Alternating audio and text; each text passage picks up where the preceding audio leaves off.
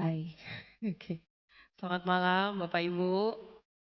Oke, saya perkenalan dulu. Malam ini kita mau bicara terkait seminar HIV ya.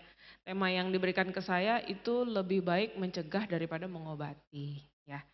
Saya mau perkenalan dulu, mungkin ada yang mungkin memang saya bergereja di sini, tapi ada beberapa yang mungkin nggak tahu saya gitu ya, cuma pernah lihat mukanya, namanya siapa juga nggak tahu gitu ya. Jadi saya perkenalan dulu. Saya mohon izin ya Bapak Ibu sekalian ya.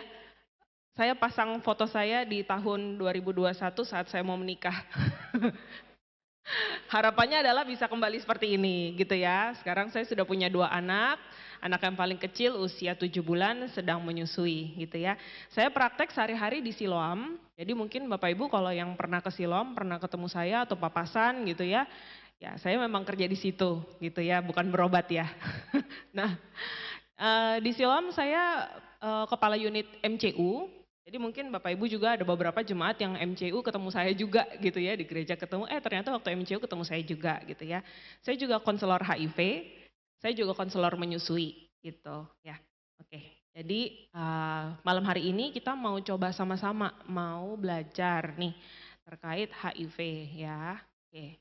Nah, sebelumnya Bapak Ibu, boleh saya izin dulu Musea, memang kita nggak boleh main handphone waktu pas ibadah, tapi ini seminar ya, izin ya Musea, boleh dikeluarkan mungkin handphonenya, kemudian di-scan barcode di depan, ya, boleh.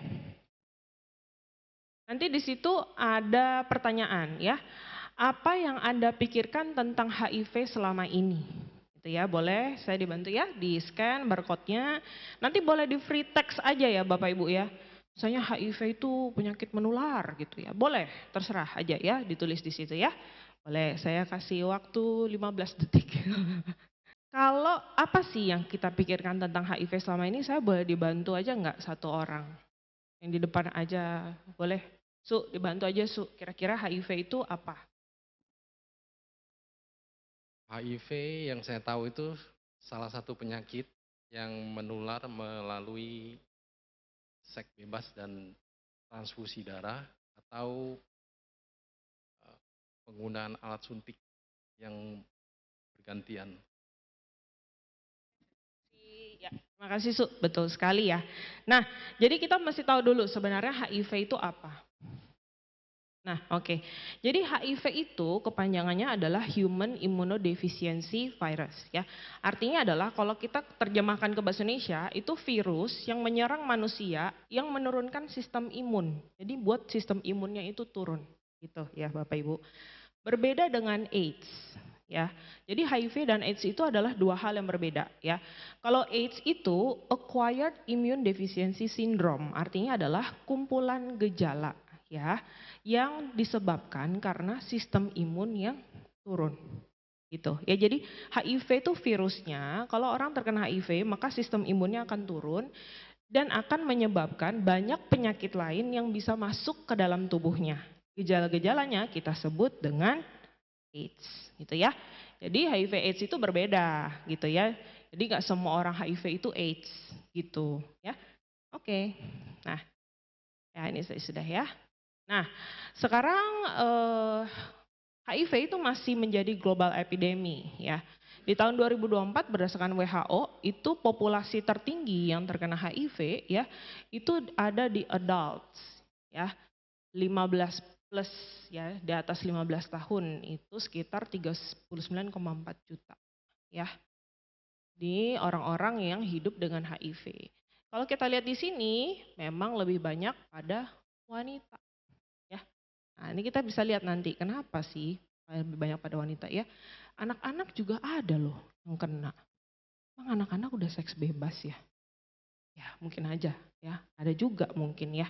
Oke kita boleh next dulu ya, kita lihat sebenarnya. Nah ini kalau perkembangan HIV di Indonesia ya, estimasi ODIF hidup di tahun 2025 itu sekitar 564.000 gitu ya. Dan kalau kita lihat berdasarkan WHO juga, kalau di Indonesia sendiri ya, itu kalau kita lihat berapa orang sih yang terinfeksi HIV ya setiap per 1 detik lah intinya ya. Ini per 1000 uninfected population tuh 0,1, kurang dari 0,1. Jadi artinya adalah 1 per 100 orang itu akan terkena kasus baru HIV gitu ya. Lumayan ya, cepet loh. Nah ini baru-baru ya, viral. Ini Bu Alwiati nih di Dinkes Balikpapan, bilang katanya kita di zona merah. Ya, Kalimantan Timur itu paling banyak di Samarinda, ini jumlah kasus barunya ya dari Januari sampai Juli 209. Balikpapan yang kedua 167 diikuti dengan Bontang 40 kasus baru gitu ya. Saya pun di fasilitas kesehatan rumah sakit swasta juga merasakan itu ya, kok kasus kita makin banyak gitu ya. Jadi memang ini adalah topik yang pas sekali kita bicarakan sekarang ya. Oke, nah ini tadi ya boleh di scan. Nah ini benar nih, mudah-mudahan benar nih ya barcode-nya. Oke yuk scan, boleh Bapak Ibu dibantu. Pointernya nggak terlalu kelihatan ya. Benar ya, waktu pas di scan barcode-nya keluar cara penularan ya. Ya oke, boleh diklik, boleh jawabannya boleh multiple choice ya. Jadi boleh mau jawab semuanya ya semua gitu. Boleh, diklik semua juga boleh ya. Boleh dibuka Mentimeternya mungkin kuang-kuang ya.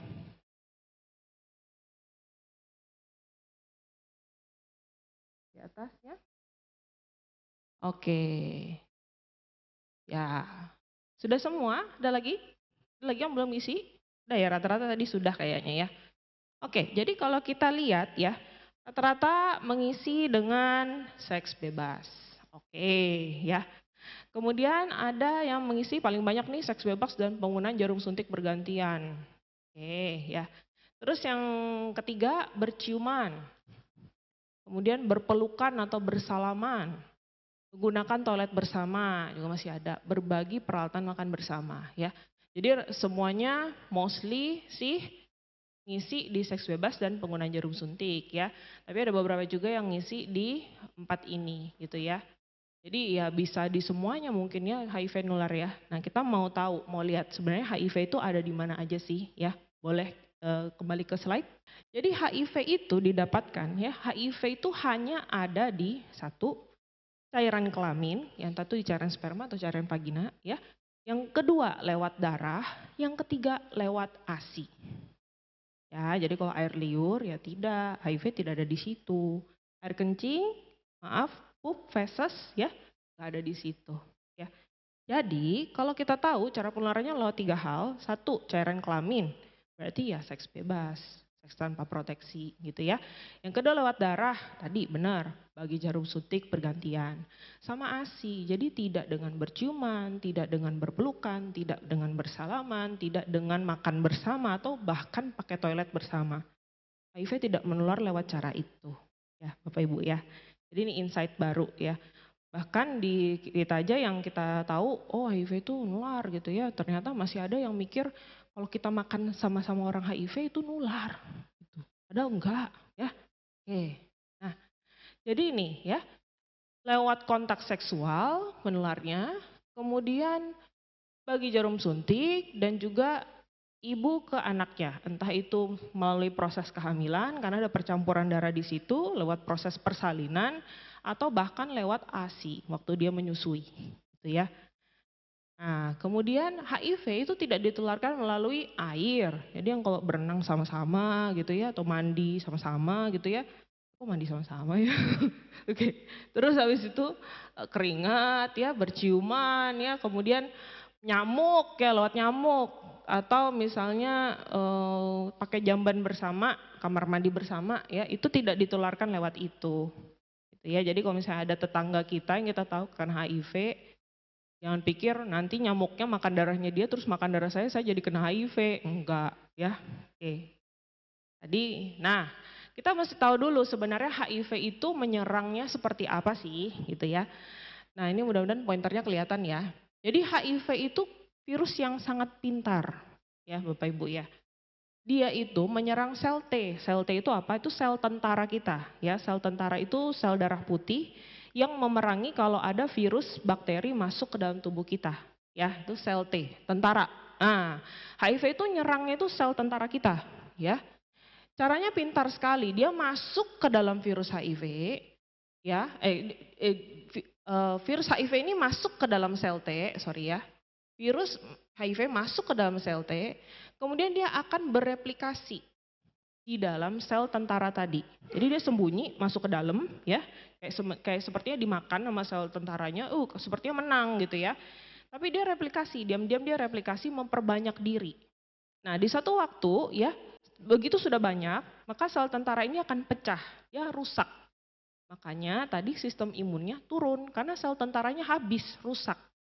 Karena tadi ya, dia masuk, replikasi jadi banyak, pecah keluar, virus HIV-nya makin banyak, sistem imun kita makin turun. Nah, jadi biasanya orang HIV itu sakitnya kenapa? Sakitnya itu mulai karena banyak kuman lain atau penyakit lain yang bisa masuk ke dalam tubuh. Gitu ya. Jadi bukan virus HIV-nya sendiri yang bikin sakit, tapi penyakit lain yang bisa mudah dengan masuk ke dalam tubuh. Gitu ya. Oke. Nah, kenapa ini? Nah, jadi gejalanya apa sih? Gejala-gejala awal itu seperti infeksi virus biasa. Mungkin demam-demam ringan ya, nyeri-nyeri otot biasa. Ya kayak kita mau sakit batuk pilek gitu loh ya. Sama. Nah, terus bedanya apa dong dengan kita kalau sakit batuk pilek sama kita kena HIV? Mungkin bisa ada diare, mual muntah bisa juga ya. Menggigil, diare lama gitu ya. Kalau malam demam terus gitu ya.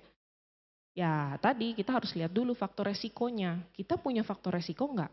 Gitu. Ya kalau ada faktor resiko ya mungkin saja dites, makanya dicek ya. Oke, nah ini hanya untuk tahu saja ya. Jadi HIV itu banyak stadiumnya ya. Stadium ini dibagi menjadi gejala-gejalanya ya. Gejalanya itu dari yang paling ringan tanpa gejala apapun sampai yang paling parah atau wasting syndrome kita sebutnya. Kayak gini, nih yang di atas gambarnya ya. Ini udah stadium akhir ya. Kalau stadium awal itu nggak bergejala. Bahkan kadang-kadang ketemunya waktu pas MCU. Baru tahu, hah gitu ya. Jadi biasanya HIV itu dari terinfeksi sampai menimbulkan gejala itu butuh waktu 2 sampai 10 tahun. Baru dia akan menimbulkan gejala-gejala. Karena virusnya itu dia butuh waktu untuk replikasi di dalam tubuh yang tadi ya. Dia butuh waktu memperbanyak diri, kemudian dia butuh waktu untuk merusak sel tentara kita, baru imun kita akan turun, baru kuman lain mudah masuk ke dalam tubuh gitu. Ya, jadi memang nggak serta-merta begitu hari ini melakukan faktor resiko, terus besoknya udah muncul gejalanya, udah bisa dites, tidak. Ya, jadi dia akan munculnya gejalanya cukup panjang, 2 sampai 10 tahun ke depan gitu ya. Gejalanya apa aja? Macam-macam ya. Jadi kalau misalnya kita tahu di tubuh kita itu kan ada flora normal, artinya bakteri normal, jamur normal di dalam tubuh kita. Nah, kalau misalnya orang dengan HIV itu jamur yang tadinya normal di dalam tubuh untuk menghindari kuman-kuman lain masuk ke dalam tubuh, dia akan terganggu.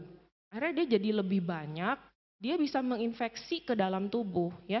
Bisa kepalanya infeksi otak, ya, ke mata, ke paru-paru, ya, mostly infeksi jamur. Bisa menimbulkan jadi tumor juga, bisa juga ke diare kronis dan sebagainya. Ya, oke. Ini udah stadium akhir, udah totally wasted. Oke. Nah, obatnya ada, Bapak Ibu ya. Namanya kalau kita sebut di medis itu antiretroviral atau ARV, ya. Nah, ARV sekarang itu sudah berkembang sekali. Dulu pasien-pasien ODA itu orang dengan HIV AIDS ya, kita sebutnya ODA, itu minumnya bisa 1 hari bisa 8-9 tablet. Sekarang itu sudah ada kombinasi sehingga sekarang cukup 1 tablet aja. Itu 1 hari ya. Namun obat ini ya tidak bisa menyembuhkan ya. Boleh digarisbawahi ya.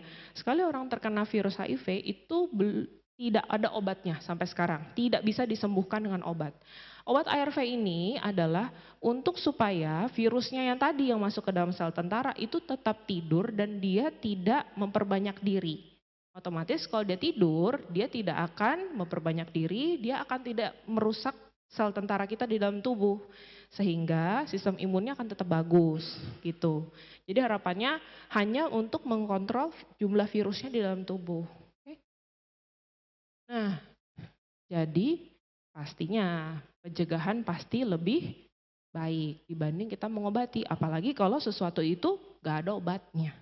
Ya, oke? Nah, cegahnya gimana? Biasanya kita ada jembatan keledainya gitu ya. A, B, C, D, E ya. A itu abstinence, artinya absent seks atau tidak melakukan hubungan seks bagi yang belum menikah. Ya. Yang B, be faithful, artinya pasangannya hanya satu, nggak multiple. Ya. Kemudian C, kondom ya, cegah penularan HIV-nya kalau memang misalnya ada yang tahu pasangannya terkena HIV gitu ya, ya cegahnya dengan apa? Pakai kondom gitu ya. Kemudian D, drugs, ya tidak menggunakan narkoba. E, edukasi, ya seperti yang Bapak Ibu lakukan saat ini ya. Itu salah satu langkah untuk mencegah penularan juga gitu ya. Nah, untuk tes ya, satu-satunya tes ya yang diatur oleh pemerintah itu adalah tes HIV, Bapak Ibu. Ya, jadi kalau yang belum tahu, kalau kita tes HIV, kita harus tanda tangan surat setuju pemeriksaan HIV. Itu wajib ya. Dan wajib didampingi konseling ya. Harus ada konseling pra dan pasca tes dilakukan oleh konselor.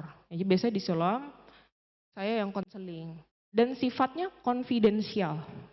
Ya, karena ini masih dianggap seperti momok kalau di masyarakat. Jadi sifatnya semua rahasia. Seperti itu ya. Jadi yang nggak ada salahnya kita tes gitu ya. Oke. Nah, ini saya mau tunjukkan grafik ini lagi. Ya, kita lihat di sini ya Bapak Ibu ya. Estimasi ODIF hidup 2025 di tahun 2025 itu 564.000. Terus kemudian dari 564.000, 356.000-nya itu ODIF hidup dan mengetahui statusnya. Jadi ada ODIF yang hidup yang dia tidak tahu statusnya. Artinya apa? Dia bisa menularkan, dia nggak tahu statusnya loh. Gitu ya.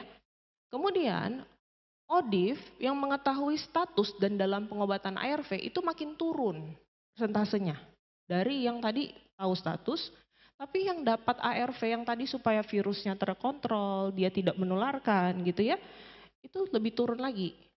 Dan ODIF yang dalam pengobatan ARV dites viral load, artinya adalah dites jumlah virusnya. Nah, kita tes jumlah virus orang ODA atau ODH atau orang dengan HIV itu biasanya 6 bulan pasca terapi atau per 1 tahun pasca terapi. Ya, jadi artinya adalah kalau dia dites viral load-nya, dia minum obatnya rutin. Nah, kalau yang nggak dites, biasanya dia nggak minum obatnya nggak rutin, gitu ya. Jadi minum obat rutin itu makin turun, terus makin turun lagi. Yang ODA yang minum ARV yang memang betul-betul virusnya itu tersupresi gitu. Artinya adalah virusnya tuh terkontrol. Artinya apa? Berarti kalau memang misalnya dia udah minum ARV, dia mungkin nggak bolong-bolong. Jadi akhirnya virusnya bisa terkontrol. Kalau dia bolong-bolong, ya otomatis virusnya nggak akan terkontrol juga. Nah, ada yang tahu nggak kenapa grafiknya ini dari atas ini sampai yang terkontrol ini makin turun? Mungkin yang muda. Satu. Siapa namanya? Erik. Mungkin karena penggunaan ARV tadi. Kalau dia nggak konsumsi ARV, maka dia tetap akan tetap tinggi untuk persentasenya. Jadi semakin dia terkontrol tadi, maka akan tersupresi virus HIV di dalam tubuhnya. Mungkin masih ada yang nggak tahu kalau dia ada virus HIV-nya, jadi dia nggak ngikutin pengobatan dan sebagainya dan tes dan Oh, sebagainya. ya. Terima kasih. Tuh ya. Terus lanjut. Oke, kita lihat sama-sama ya. Kenapa penyebabnya ya? Ini dia. Karena mau menghidap HIV AIDS, 14 murid SD di Solo ditolak orang tua siswa. Ya, next lagi. Pasangan Oda diusir warga karena urusan kamar mandi. Nah, Namanya tetangga, daerah kecil ini kan sering nguping. Akhirnya tetangga depan rumah yang ngomong ke RT dan RW, dia ngomong kalau saya dan suami punya penyakit kayak gini. Nanti takut keluarganya tertular juga, karena kan selokannya satu aliran, satu jalur sama kamar mandinya. Nanti takut kalau anak-anaknya main di selokan kisahnya. Sempat anak yang besar tidak bisa sekolah karena sama Pak RT wanti-wanti agar sekolah menolak. Jangan sampai sekolah menerima anak saya. Takutnya nanti tertular juga, akhirnya anak saya nggak bisa sekolah. Ada sepupu yang jadi bidan itu nggak mau periksa saya ketika itu, bahkan saya sedang hamil anak keempat, tidak ada yang mau periksa saya, harus ke Malang. Anak imunisasi pun tidak ada yang mau, terangnya berkaca-kaca. Sedih nggak? Sedih ya. Padahal kita orang Kristen, kita diminta untuk mengasihi ya. Dan kita tahu penularannya itu nggak lewat yang tadi loh gitu. Kasian banget ya. Nih, lihat gambarnya ya. Ini mungkin mau makan sama-sama satu keluarganya ya gitu ya. Kamu jauh-jauh di sana deh makannya. Terus piringnya dibedain lagi. Ya, ya oke. Udah muncul ya. Tidak muncul ini tadi harusnya. Nah, oke ya. Jadi itu penyebabnya ya Bapak Ibu ya. Kenapa tadi orang sebenarnya estimasinya tuh banyak yang kena HIV. Tapi ada yang nggak tes. Sudah tes pun ada yang nggak mau minum obat gitu ya. Udah minum obat pun ada yang nggak mau rutin minum obatnya. Kenapa? Karena stigmanya masih begitu. Diskriminasinya masih tinggi sekali. Ya. HIV itu bukan masalah moral lagi sekarang, tapi adalah masalah kesehatan. Ya. Karena banyak sekali pasien-pasien yang terkena imbasnya. Ya. Masa yang seperti itu dicap moralnya tidak baik. Ya. Nah, itu ya, apalagi anak-anak yang kena dari ibunya gitu. Saya punya ada pasien kena dari ibunya gitu ya, sampai sekarang ya umurnya udah 18 tahun dan dia baik-baik aja. Ya ini ada ya, ini harusnya ini nggak muncul ya anunya ya. Ini adalah coba. Nah, yang tadi gambar tadi itu ada pemain basket terkenal ya, namanya Magic Johnson ya. Waktu itu dia hidupnya tidak baik gitu ya. Akhirnya dia kena HIV gitu ya. Saat itu lagi istrinya waktu dia kena HIV itu dia punya istri ya, lagi mengandung anak kedua seingat saya waktu itu tahun 91 ya. Akhirnya dia bangkit gitu ya, dia bilang dia mau rencana dia hidup waktu yang lama. Memang waktu itu dia akhirnya dapat istilahnya kita bilang konsekuensinya juga. Akhirnya dia berhenti, dia nggak jadi pemain basket lagi gitu ya. Padahal dia lagi naik daun waktu itu ya. Tapi apa yang terjadi Bapak Ibu ya? Seperti foto yang tadi nggak yang awal-awal, yang kurus kering tinggal kulit membalut tulang gitu ya. Kita lihat yang sekarang dia. Nah, orangnya gendut ya. Ya, sehat loh. Ya. Nah, jadi dia bilang dia dapat apa namanya support yang baik dari lingkungan sekitarnya gitu ya. Jadi orang dengan HIV itu bahkan sekarang anaknya udah 4 dan semuanya tidak terinfeksi HIV gitu ya. Nah itu ada caranya lagi gitu ya. Oke, nah boleh next. Jadi stigma itu akan membunuh lebih cepat dibanding virusnya sendiri ya. Ini ada dari Patricia Santos dari HIV Advocate di Filipina ya. Ini saya suka sekali dengan quote ini. Setiap kali saya health talk saya tampilkan gitu ya. Jadi akhirnya itu bukan virusnya atau penyakitnya yang membunuh orangnya, orang itu ya. Itu adalah kebencian dan diskriminasi terhadap mereka. Ya, itulah mengapa mereka tidak tes dan itulah mengapa karena tidak tes nggak tahu akhirnya makin banyak yang ditularkan gitu ya. Oke. Jadi memang karena kalau selama kita ngomongin HIV, benci penyakitnya, jauhi cara penularannya, tapi jangan jauhi orangnya, jangan diskriminasi orangnya. Ya, oke, terima kasih. Dah, mungkin itu. Kalau ada pertanyaan berarti langsung aja ya.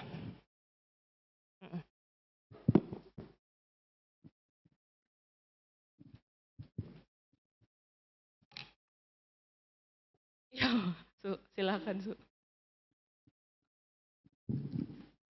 Kalau dari penjelasan Bu Dokter berarti yang perlu diperbanyak itu edukasi ya, supaya orang tidak sampai timbul benci, diskriminasi dan sebagainya. Karena sebenarnya penyakit ini kan bisa walaupun namanya menular tapi juga tidak mudah tertular gitu ya. Mungkin edukasi saya pikir. Betul ya. Jadi memang benar benar banget ya. Jadi penularan HIV itu tidak semudah itu ya. Ya tadi butuh ya sesuatu yang memang ada faktor resikonya dan biasanya dengan orang-orang dekat ya. Contohnya misalnya tadi hubungan seksual kayak gitu ya. Ya, kemudian yang kedua tadi saya pakai jarum suntik bergantian atau mungkin ada yang pakai tato yang nggak tahu asal usulnya dari mana. Itu bisa aja jarumnya kan ganti-ganti ya. Terus yang ketiga lewat ASI. Itu kan semuanya sebenarnya kontaknya itu tidak cara penularannya itu tidak mudah gitu. Jadi ya kita nggak perlu takut bersalaman dengan orang dengan HIV, makan bersama gitu ya, pakai kamar mandi bersama kayak gitu ya. Karena tidak menular lewat itu gitu ya. Sebenarnya yang mau saya tekankan sini edukasi cara penularannya gimana sih gitu ya agar kita nggak melakukan penularan cara-cara faktor-faktor resiko itu dan ya kita nggak diskriminasi orang-orang yang memang udah kena gitu. Ya itu sih. Mm-mm. Karena ya berdasarkan pengalaman saya gitu ya. Kita kan ada konseling, ada pretest dan post-test. Ya, kalau pretest itu kita ngobrol bersama, terus kemudian mempersiapkan orang ini untuk tes gitu ya, sehingga apapun hasilnya dia siap terima gitu ya. Percayalah Bapak Ibu, begitu itu hasil tes dibuka, kalau memang hasilnya reaktif atau positif, itu sudah seperti hukuman berat di hidup mereka gitu. Hukuman yang berat sekali gitu ya. Jadi kalau kita tambah dengan diskriminasi lagi, itu akan benar-benar ya kasihan banget mereka gitu ya. Apalagi kita diminta untuk mengasihi ya. Jadi ya apa namanya ya tidaklah untuk diskriminasi ya. Mungkin kita benci penyakitnya ya, cara penularannya gitu ya, tapi tidak dengan orangnya gitu ya. Oke, mungkin ada lagi? Su? Mungkin terjawab ya Su ya? Ya, oke terima kasih Su. Ada lagi mungkin?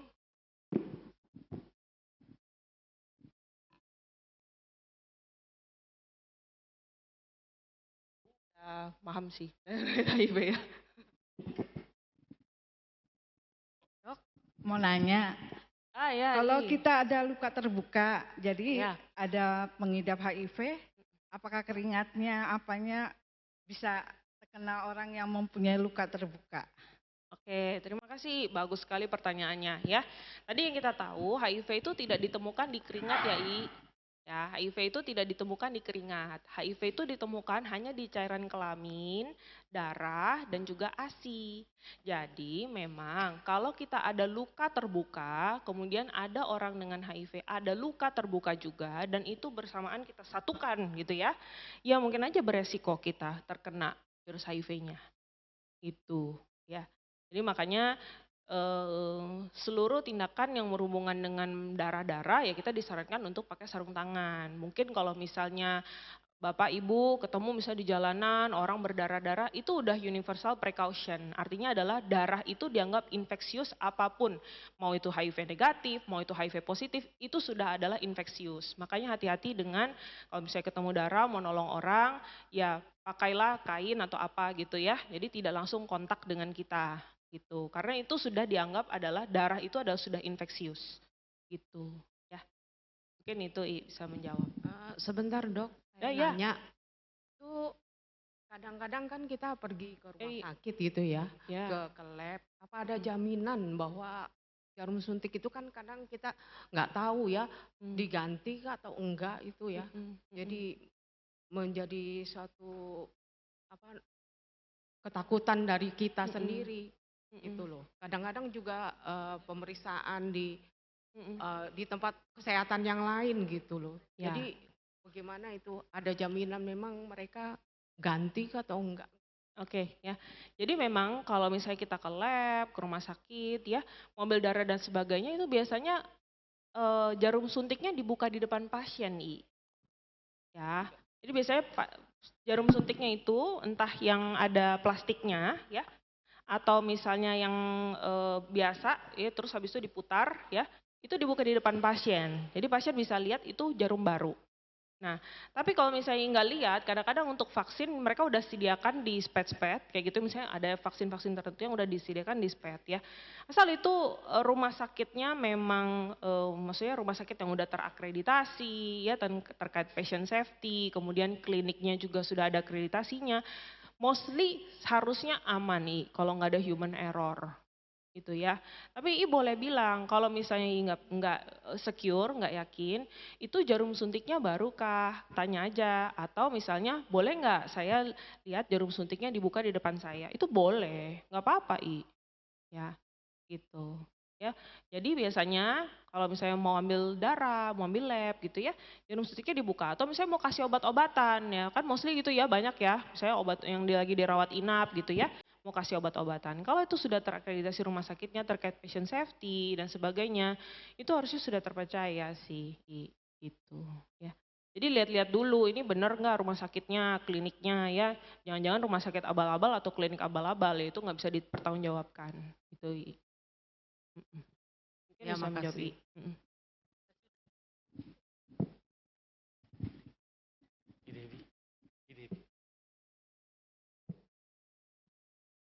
Ya, terima kasih dok.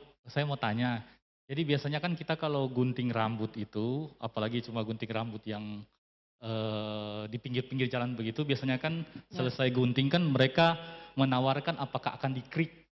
Oh Dikrik. iya, Nah itu kan kita sekarang nggak tahu kalau siletnya itu baru atau lama.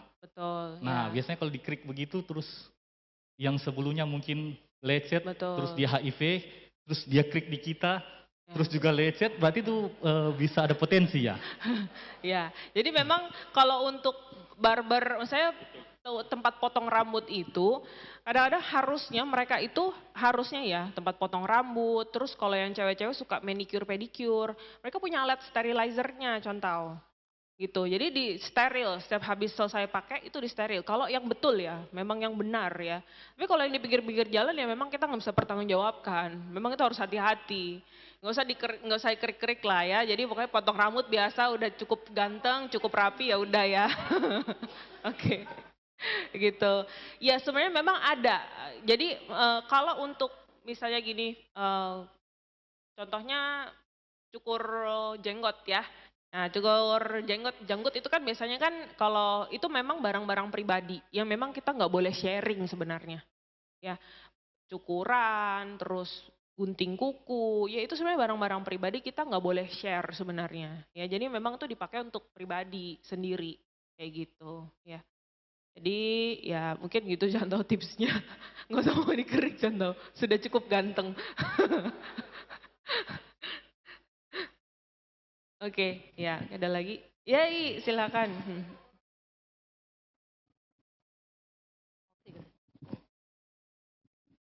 Oke, makasih dokter Yes. Liliannya. Saya mau tanya, itu tadi kan kalau virusnya hidup di luar daripada di air yang mananya alat kelamin itu, terus air ASI, itu di luar itu berapa lama dia daya tahan hidupnya? Ya, jadi ini juga saya banyak ketemu pertanyaan juga yang seperti ini ya.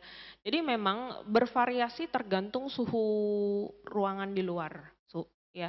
Tapi memang virus HIV ini nggak tahan lama di luar tubuh manusia. Karena tadi ya, dia kan adalah human immunodeficiency virus. Jadi dia itu menyerang manusia. Memang dia bisa hidupnya itu di tubuh manusia. Kalau di luar itu memang dia tidak tahan. Tapi tergantung lagi suhu dan kelembapan biasanya ya. Tapi apapun itu kembali ke universal precaution tadi yang saya bilang. Jadi kalau menemukan misalnya ASI ya, terus habis itu darah yang seperti itu ya udah universal precaution. Memang harus hati-hati bisa menular gitu. Ya, jadi memang kalaupun apa namanya kita nggak tahu itu mau HIV negatif, mau HIV positif, kita sudah anggap itu adalah infeksius gitu sih. Tapi nggak mungkin kan ASI disebarkan ya. Saya lagi menyusui kok kayaknya kalau ASI disebar-sebarkan kan kayak gimana gitu ya rasanya ya. Satu tetes aja udah berharga banget gitu. Mungkin itu sih ya. Jadi tergantung. Tapi dia mostly nggak bertahan lama di luar tubuh. Terus bisa nggak cara mematikannya dengan diinspektan? Bisa, Bisa ya? dengan desinfektan, dengan Temperatur? direbus. Dengan temperatur tinggi? Iya, 100 Bisa ya? derajat dia mati. Ya, Oke. jadi kalau memang ibu-ibu ODA yang menyusui ya, memang dia bisanya hanya memberi ASI gitu ya, tidak bisa supor. Itu ASINya memang alangkah baiknya dia dididihkan dulu, maksudnya dalam artian dipasteurisasi dulu ASINya, baru diberikan ke bayinya, sehingga tidak menularkan ke bayinya waktu disusui gitu. Ya, jadi dia mati virusnya dengan rebus tadi ya. 100 derajat ya, mendidih, air mendidih. Nah, ya, mungkin itu. Pada saya, bagaimana dengan transfusi darah? Itu kan resikonya sangat tinggi. Apakah ada jaminan bahwa yang mentransfusi darah itu bebas dari HIV? Ya. Karena pernah kejadian, pernah ada satu keluarga yang dia pas minta transfusi darah dan kebetulan yang nyumbang darah itu dia kena tiroid ya, tiroid. Dan pada saat dia sumbangan dia nggak tahu kalau tiroid itu tidak boleh untuk nyumbangkan darah. Nah, akhirnya dia nyumbang gitu dan penerima darah kan akhirnya tertular gitu. Bagaimana dengan HIV-nya? Ya, jadi kalau kita untuk terkait donor dan transfusi itu semua lewat PMI, iya biasanya ya. Kita mau donor kita ke PMI gitu ya, transfusi kita minta darahnya ke PMI-nya. Kita memang kalau misalnya transfusi memang dari rumah sakit yang memberikan, tapi rumah sakit itu nggak boleh langsung ngambil donor terus habis itu dikasihkan ke pasien, nggak boleh ya. Kita harus lewat PMI. Jadi ngambilnya ke PMI. Nah, di PMI itu setelah kita donor ya, kalau kita donor itu kita dicek marker virus dulu darahnya. Kalau misalnya ternyata begitu waktu pas kita donor dihubungin sama PMI bahwa darahnya tidak bisa digunakan, kadang-kadang kalau misalnya kita donor lagi kita ditolak. Nah, itu berarti ada sesuatu. Biasanya mungkin antara hepatitis B atau HIV yang menular lewat darah. Gitu. Ya. Jadi kalau di PMI itu udah di screening, semua darah yang akan didistribusikan itu akan di screening dulu.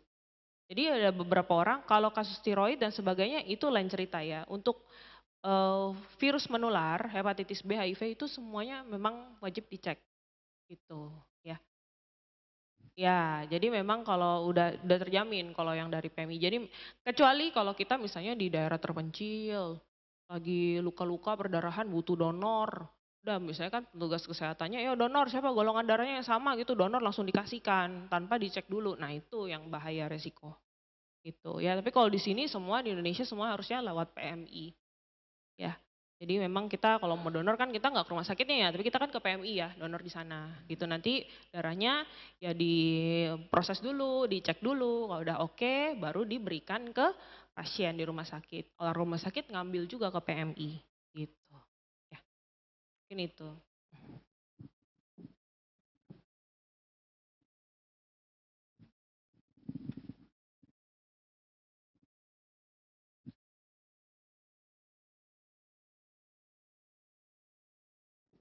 Saya mungkin ya. Iya, Su. Ya. Jadi berkaitan darah, boleh tahu nggak tadi kan disinggung juga sama Pak Murti, berapa lama kalau darah itu posisi di luar ataupun misalnya kayak tadi disinggung pemakaian apa di tukang cukur atau apa, berapa lama kira-kira kita bisa memastikan bahwa itu sudah safety lah, aman, walaupun nggak sengaja terpakai. Ya, jadi kalau sudah berkenan dengan darah, kapanpun tidak akan pernah safe. Tuh. Ya, jadi itu adalah barang infeksius sudah kalau kita semuanya darah. Meskipun darah yang udah lama terus mengering di lantai. Itu pun kita bersihinnya kalau di rumah sakit pun ada caranya. Gak bisa sembarangan cuma dilap gitu doang. Enggak. Jadi pakai cairan desinfektan itu dibersihinnya. 2 kali 3 kali gitu. Meskipun dia udah mengering di lantai. Gitu ya. Jadi memang sampai kapanpun itu dianggap infeksius. Gitu sih. Jadi memang nggak ada batasan waktunya. Ya, jadi memang itu udah ya sebagai universal precaution ya hati-hati juga untuk kita. Ya kalau kita ketemu darah ya hati-hati itu infeksius. Apapun isinya di dalamnya. Gitu ya. Meskipun nggak ada infeksinya orangnya sehat-sehat aja. Juga kita kenal-kenal aja orangnya tahu-tahu gitu kan. Ya itu tetap kita anggap infeksius. Jadi hati-hati kalau kena bersentuhan dengan darah gitu ya. Mungkin cukup kali ya, ada lagi? Silakan, ada lagi kah dari hadirin?